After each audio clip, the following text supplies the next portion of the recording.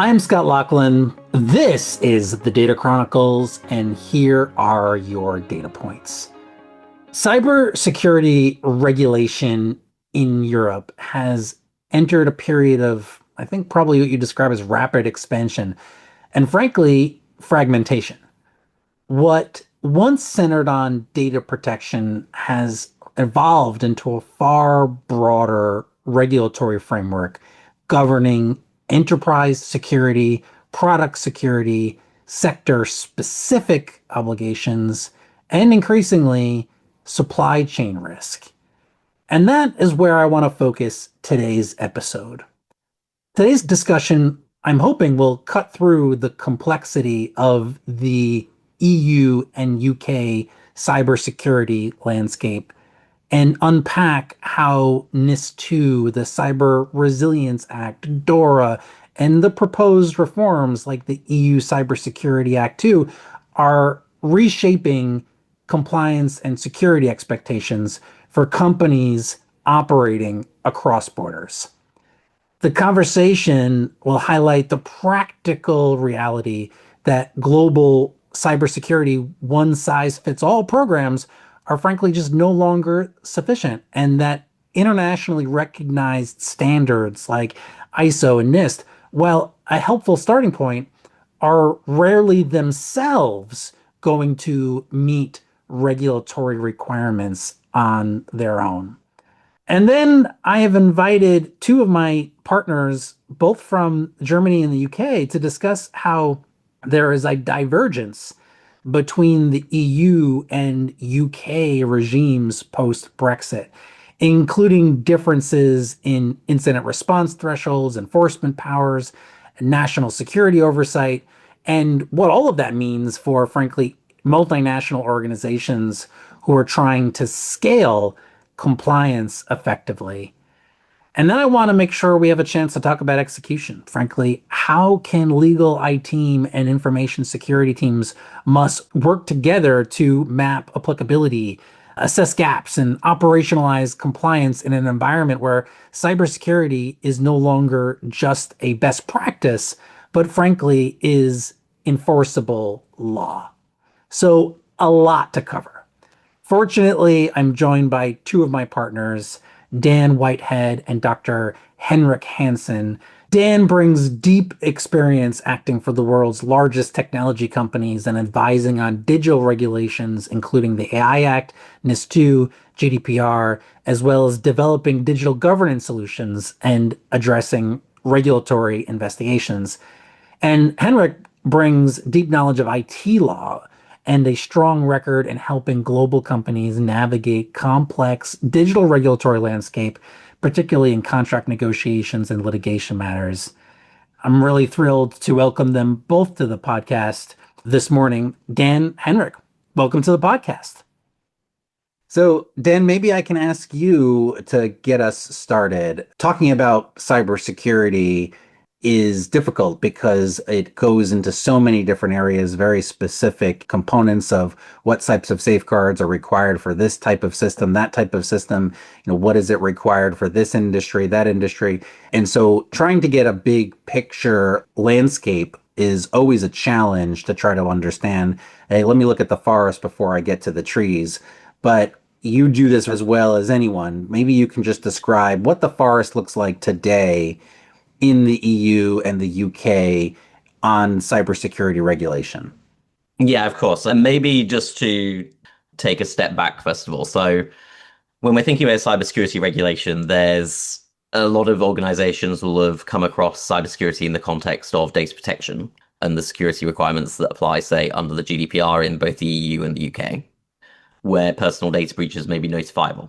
But when we're thinking about cybersecurity in the EU, it's a broader topic that covers both the confidentiality of personal data, but also of non-personal data, but also the availability of services and the integrity of services. So when we think about cyber, it's not just about data, but it's also about networks, systems, the ability for your company to operate and provide services or products to your customers. So it's a much broader topic than just personal data breaches. And this all began for when the UK was still part of the EU in 2018, when the original NIS directive came into effect.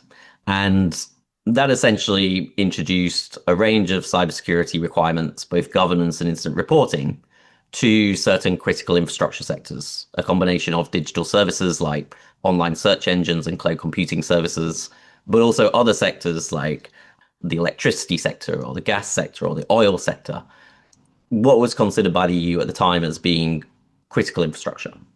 So the NIS directive existed and continued to do so all the way up to October 2024, when NIS 2 and the NIS 2 directive took effect. And that is the main cybersecurity regulation at an enterprise level, at least, that applies today in the EU. But there's also a range of other laws that have been introduced in parallel. So we have the NIS 2 directive, which we'll come on to. There is the Cyber Resilience Act, some of which will take effect later this year, which applies to product security.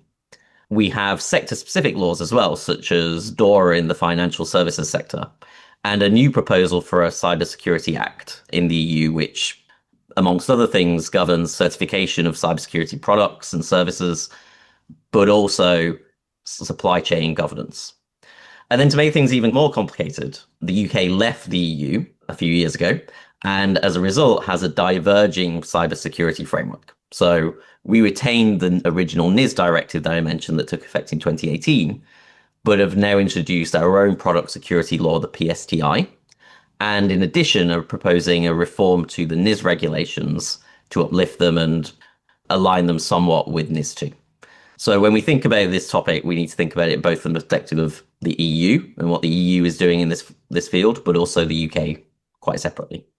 Yeah, and I want to maybe, use that to maybe create the framework for the rest of the conversation. And maybe, Henrik, I can ask you to talk a little bit about, the not only the laws that currently exist within the EU, but also where the direction of travel may be going in the EU, because I know that there is proposals, as Dan was just describing, around additional cybersecurity or oriented legislation or regulation.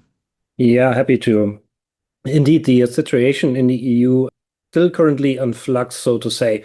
So we have the NIS 2 directive, for example, as a directive, which still needs to be implemented into national laws. So we are still very busy with helping companies, for example, making registrations with the cybersecurity authorities in the different member states where the national laws are already implemented.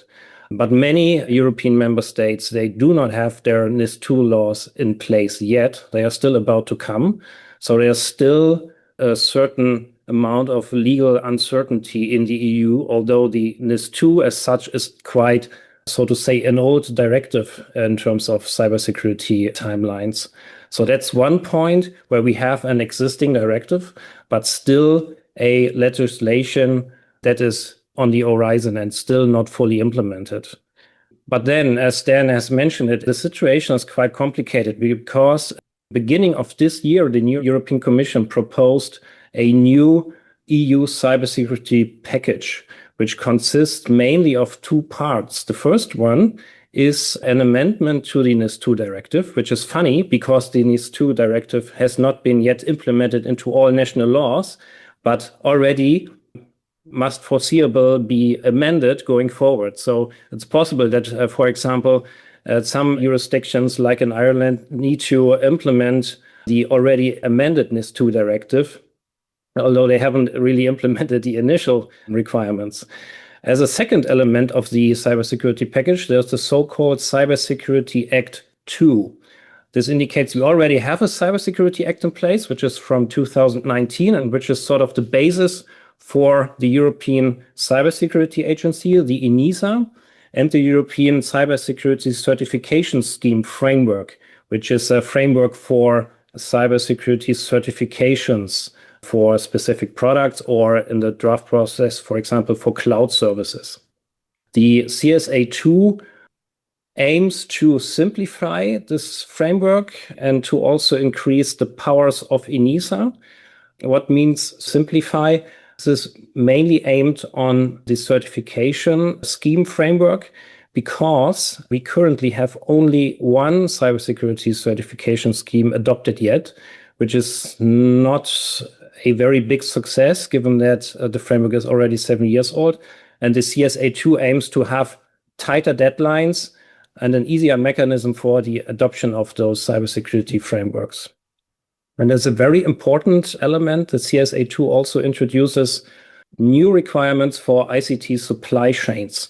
And this overlaps with the NIS2 regulations, because under the CSA2, it is planned that companies, organizations that are in the regulated sectors of NIS2, like health, energy, infrastructure, and others, need to comply with certain requirements for critical or key ICT assets, which are identified by the European Commission. And for those assets, there will be mandatory requirements when such assets are actually used. And there is also, for example, the power of the European Commission to introduce certain mitigation measures that must be implemented by companies if they use ICT components from high-risk suppliers.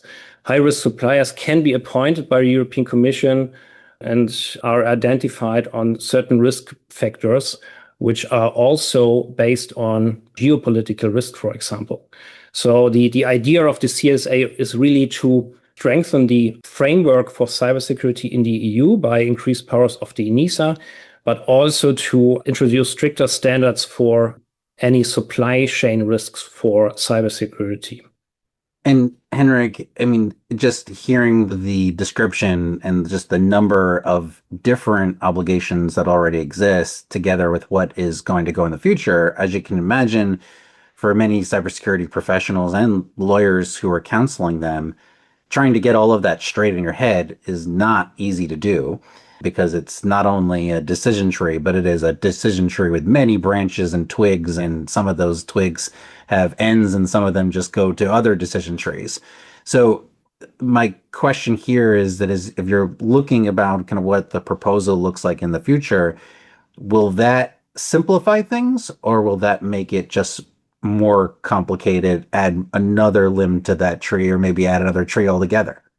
It is aimed to simplify things. That's true if you see it in connection also with the digital omnibus in the EU, which, for example, aims to simplify the reporting of cyber incidents or vulnerabilities under all these laws. This could be NIS2 or the CRA, where we also will have a single reporting platform at ENISA, for example, going forward in this year.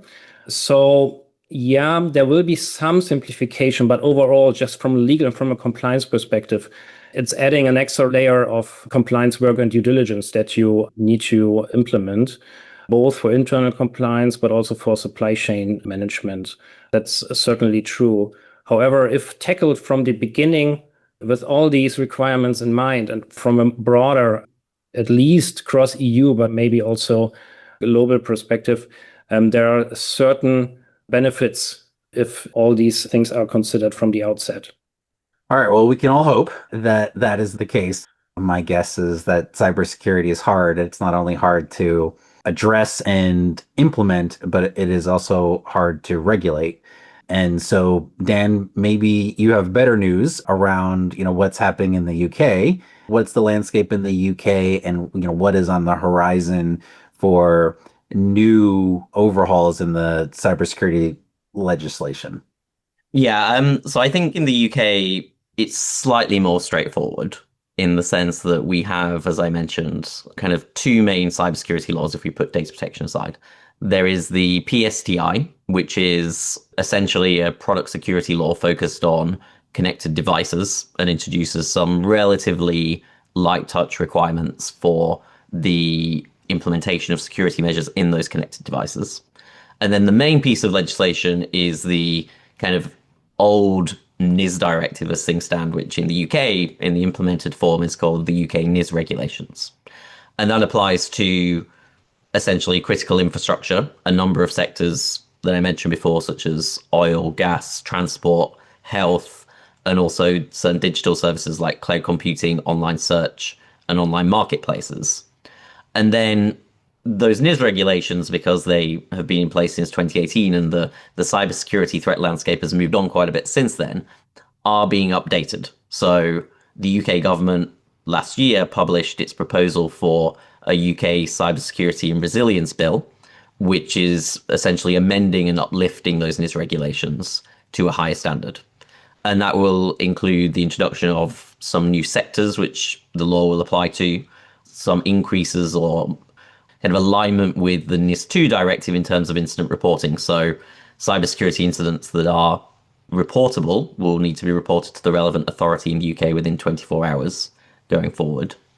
It introduces the obligation of certain additional kind of enhanced cybersecurity and security governance obligations, and also the duty to report incidents in the future, not only to your relevant authority, but also to the UK NCSC, which is essentially our law enforcement authority or our intelligence authority for cybersecurity. So there's a range of changes that this UK bill is proposing to introduce, which to some extent aligns with the EU position, but not in all respects. And I may just add, I think from a kind of European wide lens, if we're thinking about both the EU and the UK, there's almost maybe 3 categories of, or maybe 4 categories of cybersecurity law we're seeing now. There is enterprise security, which is what's covered under the NIST 2 directive, but also under the Cybersecurity Resilience Bill in the UK. There's product security, which is instead focused on kind of tangible assets such as hardware and software, which is covered by the Cyber Resilience Act in the EU and the PSTI in the UK. There's sector-specific laws, which may cover particular sectors such as the financial industry. And then there's also kind of critical supply chains for which there are rules that are being introduced across the board. So Henrik has mentioned the Cybersecurity Act 2 in the EU, and I think similarly the Cybersecurity Resilience Bill in the UK is introducing some rules on critical suppliers. So I think that's one easy way of thinking through these kind of manifest number of different cybersecurity regulations that are being introduced. Yeah, super helpful. I mean, and I guess the question here, and I'm interested in both of your perspectives, is that probably most companies, are not just operating within the EU and not the UK, and not just operating within the UK but not the EU. Similarly, most of our client base is working across jurisdictions across the United States, across the EU, the UK, Asia Pac, global operations, and so doing localized versions of cybersecurity is nearly impossible. It's nearly impossible to do that at scale, nearly impossible to do that effectively.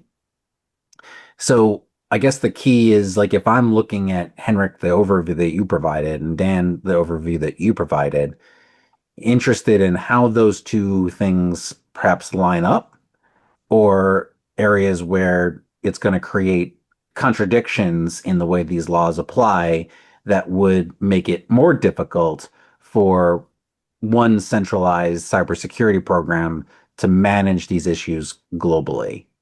Maybe, Henrik, I can ask for your thoughts on that, and then Dan, I would love to hear your thoughts on that from a UK perspective. Yeah, so the answer on this is that there's no really good answer, because if you aim to have a global approach, the truth is it will not fully work. So you might have a baseline of cybersecurity standards when it comes to infrastructure cybersecurity, which is relevant, for example, in the EU under NIST 2, where you rely for your organization on cybersecurity risk management measures, and can prove them by complying with certain internationally recognized standards. So that's some sort of baseline. Also, we have on the global scale different laws that help with having a certain baseline on product cybersecurity. But overall, especially if we look into the specific requirements of these laws, there are requirements that are very specific for the EU. Like if you look into the Cyber Resilience Act, there is a clear market entry barrier introduced by the Act, which is specifically designed for the EU and is sort of also a unique type of law that we haven't seen in this form before. So it will be necessary if a certain cybersecurity baseline is introduced in an organization to really also look into the different regions. I mean, the good news is at least that you have, like for Europe, as also for the UK, we have prior to Brexit, we had the NIS2 or NIS1 directive, a certain common ground and a certain standard that is to a certain extent harmonized.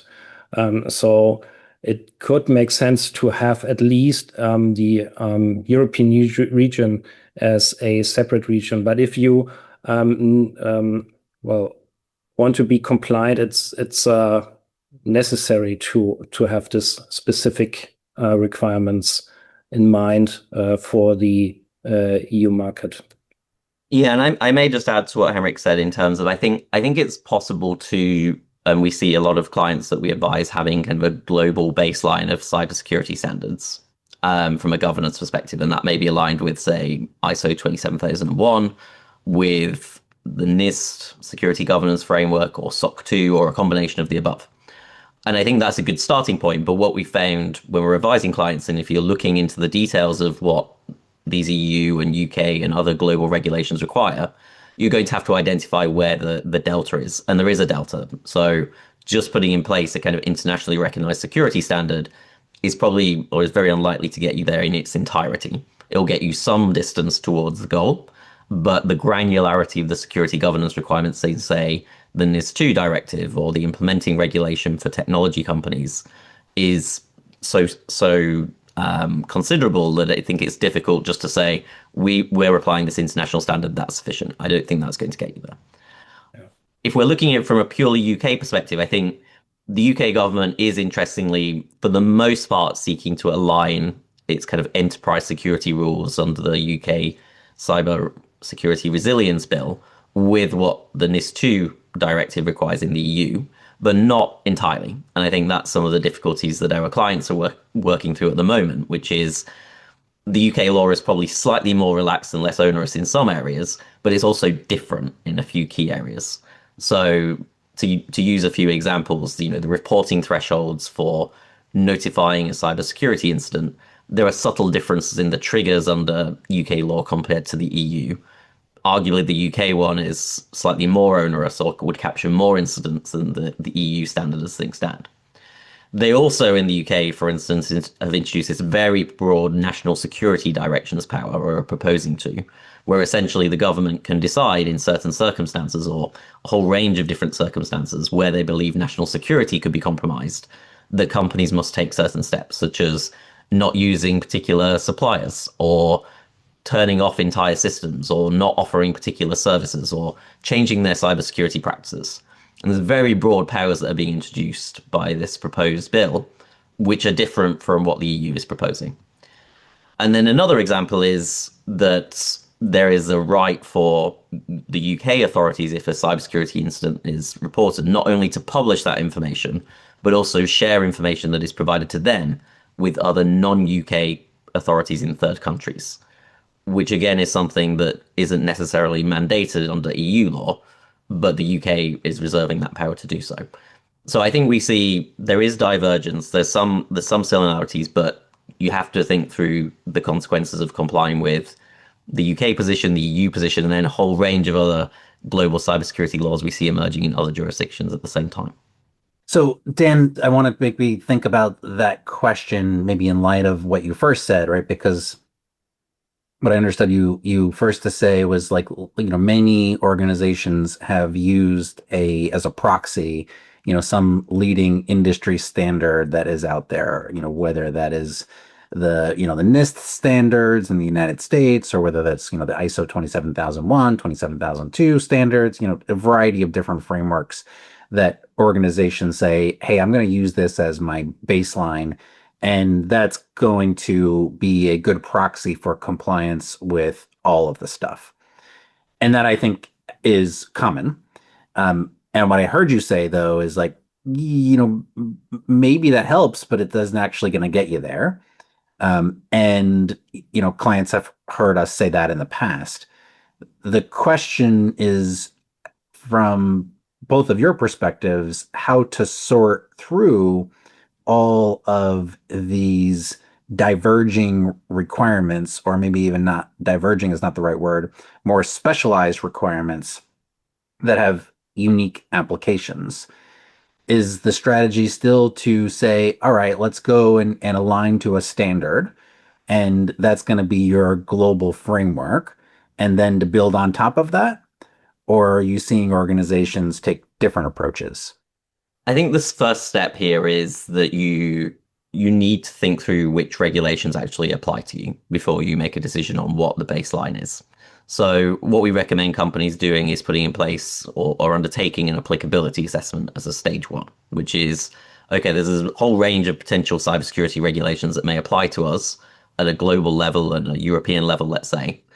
Which ones actually do apply and in which circumstances? Because as a good example, the CRA, the Cyber Resilience Act, that will apply to potentially certain hardware or software products that you may be developing or making available to EU-based consumers or customers, but it's not going to apply to your entire organization.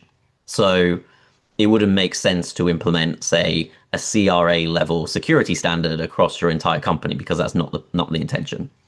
Similarly, under NIST 2, the law may apply to particular services that you provide, or particular activities you perform in the EU, but it won't necessarily apply to your entire business globally. So I think really understanding which laws apply to you as a starting point is a good first step. And then from there, I think having a baseline which is based on the highest standard that exists within that mapping out of all the cybersecurity laws is a good place to start. So if you are subject to NIS 2 and you're particularly a digital service provider, then the standards that are being introduced by that are very high, and higher than, say, some of the international security standards we see. So it may be that NIS 2 is the kind of baseline standard that you use, and then you introduce some variations to that where required in other jurisdictions. That's kind of my perspective of how to think about this. Henrik, any other observations on how to kind of pull all of this together when you're from an actual implementation point of view?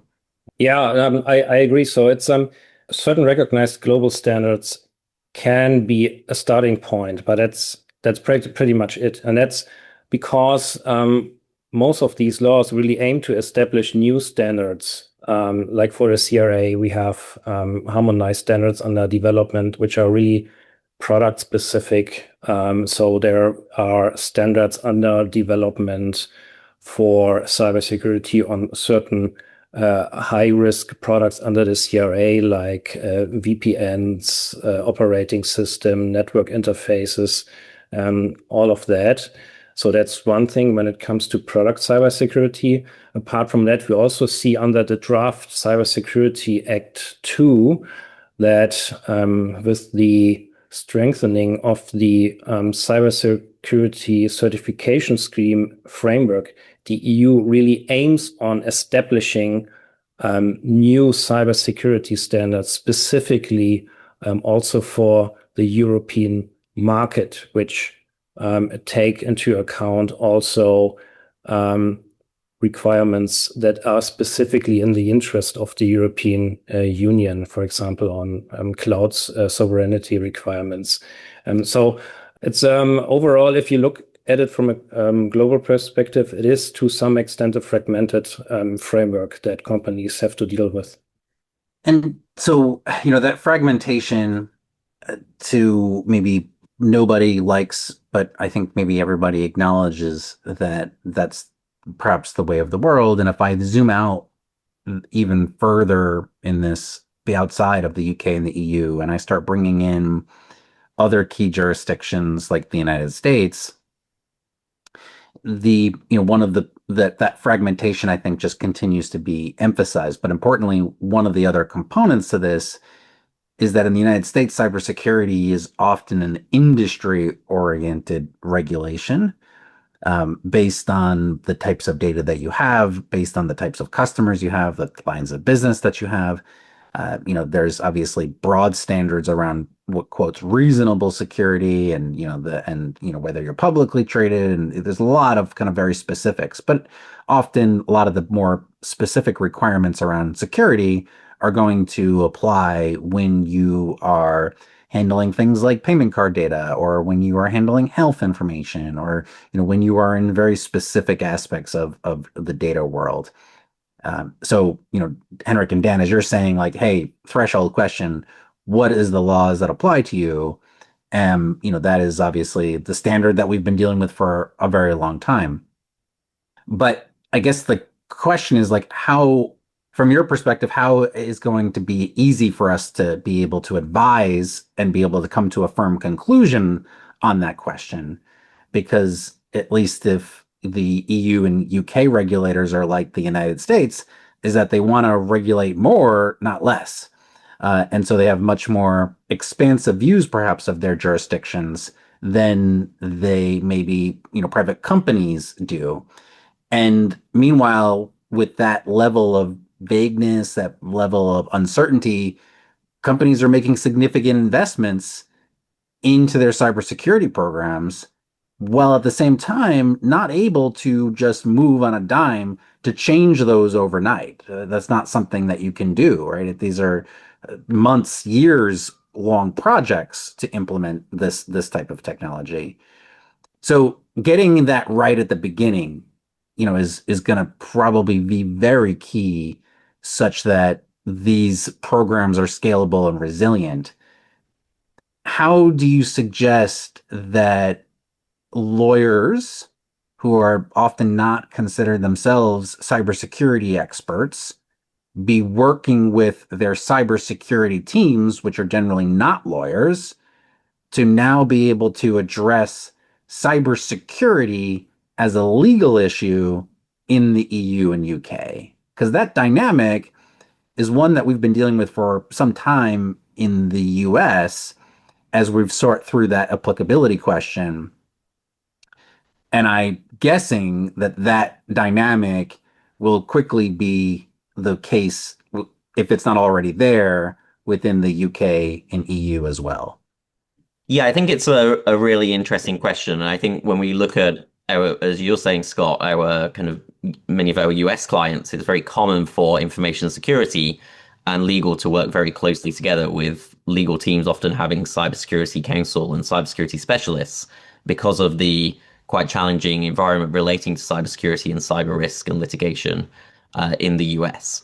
I think in Europe, and it's a bit of a generalization, but it's probably less common for a lot of clients outside maybe the financial services sector to have such a kind of comprehensive legal support dynamic with the information security team. But that's undoubtedly going to have to change for a lot of companies. And I think to provide a really practical example of where this will be necessary. So we've talked about the NIS2 directive, and there's a very specific implementing regulation that sits under NIS2 that applies to, say, the technology sector. So if you're a cloud computing provider, a data center provider, a managed services provider, amongst others, then you'll be subject to NIS2, but also subject to this kind of very detailed implementing regulation, which sets out hundreds of measures, legal measures that must be taken by companies in order to comply with NIS2. So it's kind of a rule book of standards. And to some extent, the information security team will need to be responsible for the implementation of this.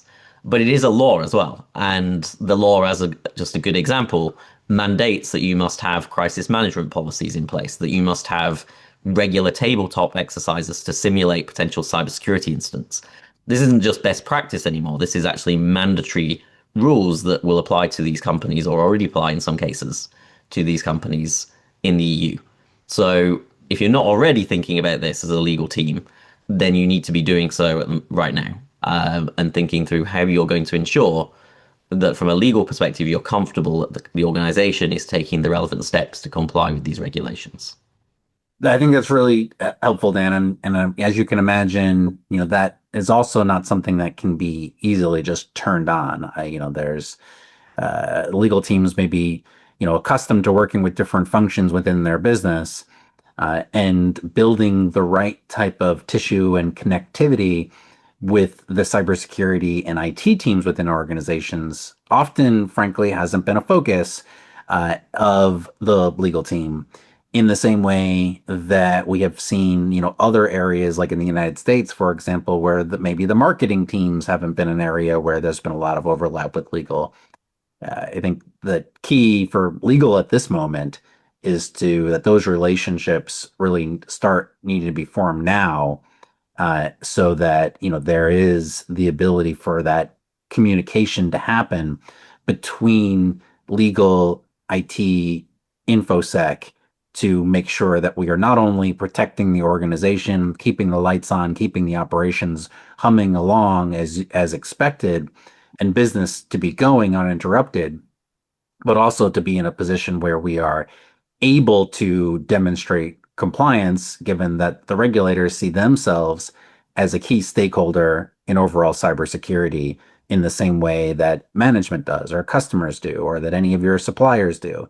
It's just adding another stakeholder here means that there has to be a lot more communication than not. So really helpful description of where it is that we are now. I guess maybe I'll ask you both to conclude with maybe one final question. Suppose you're a lawyer who's in the position of having to advise on cybersecurity issues now in the EU. This stuff is all, frankly, very foreign to them, but yet their management team is saying, "Hey, Dan, hey, Henrik, you guys are now going to be the responsible ones for figuring out what we need to do from a legal cybersecurity perspective." Any ideas on where you would start, and how is it that you would start to develop out your expertise to advise on these issues? I'll ask you both that question, and then we can wrap. Dan, you first. Yeah, I think coming back to what I was saying before about, I think there's essentially maybe a 3-step process here. So I would begin with thinking through the application of these laws. So you've got, as a company, maybe a range of different activities, products, services that you provide. Which parts of your business are potentially in scope of these kind of web of new cybersecurity regulations? And probably looking at it a holistic perspective rather than just a narrow kind of regulation by regulation perspective is very useful. So performing an applicability assessment is step 1. 2, once you know which laws are actually going to apply to your business and products and services that you are offering, undertaking a kind of gap analysis. So we've discussed that there is, probably a baseline that most companies have in terms of information security, and there's likely to be some uplift that's required. But what is that uplift? Where are the areas where you're going to have to do more than you currently do? So identifying those and then having a remediation plan. So what are the areas where we need to actually implement changes, new policies, new procedures? Maybe we need to do a kind of organization-wide tabletop simulation, for instance, or update our incident response plan. There's a whole range of measures that may be necessary. What are they, and who's going to be responsible for implementing them? So I think that kind of 3 stages is very helpful. And maybe if I was to add just a 4th, it would also be where these laws, look like they could be problematic or practically challenging from let's say an interpretation or scoping perspective, engage with policymakers, engage with regulators. A really good example we have at the moment is under the Cyber Resilience Act, where there is potentially quite significant overlap between the CRA and the application of the CRA and NIST 2 for cloud computing providers, let's say, where you may find that the same service or the same activities you're performing and the same cybersecurity measures are subject to 2 laws in parallel, even though that's not probably the intention of the regulators or the policymakers. And we're engaging at the moment with those policymakers to try and make the point that you need to make these laws practically implementable, and you need to understand the subtleties in how some of kind of particularly hyperscalers and technology companies work to ensure that you're not introducing dual regulation or unnecessary burdens on companies. Yeah, and so Henrik, Dan gave kind of 4 phases, 3 to then 4 phases. Do you have a 5th and a 6th, or things you'd want to add to Dan's phases? No, I can just add, think of it as a project, and get everyone involved in the company, make clear who needs to be involved, get management involved, and make sure you have the resources, because ensuring compliance and the way to compliance is not that easy. So that's one thing. The other one is be very clear about the deadlines that apply. We've talked about some laws like the CSA2, which is still in the legislative draft phase. But for the CRA, we have clear deadlines. The reporting obligations will become applicable September this year. So have a clear project plan with clear deadlines so that you know when you actually have to comply with the requirements when they kick in. Also, get involved if possible if you're in a specific industry, be it digital services, semiconductor, automotive, whatever, in industry associations, for example, and have these preparations on both conversations with regulators, but also getting some insights on how the industry and specific sectors comply with the requirements under the relevant laws. Sounds great. Well, those are really good practice points from each of you. Really appreciate your sharing your expertise with our audience. I know they appreciate it too, and I'm sure we'll be having future conversations all around all things EU, UK, and cybersecurity. Thank you. With that, I'm Scott Laughlin. This is the Data Chronicles, and those were your data points.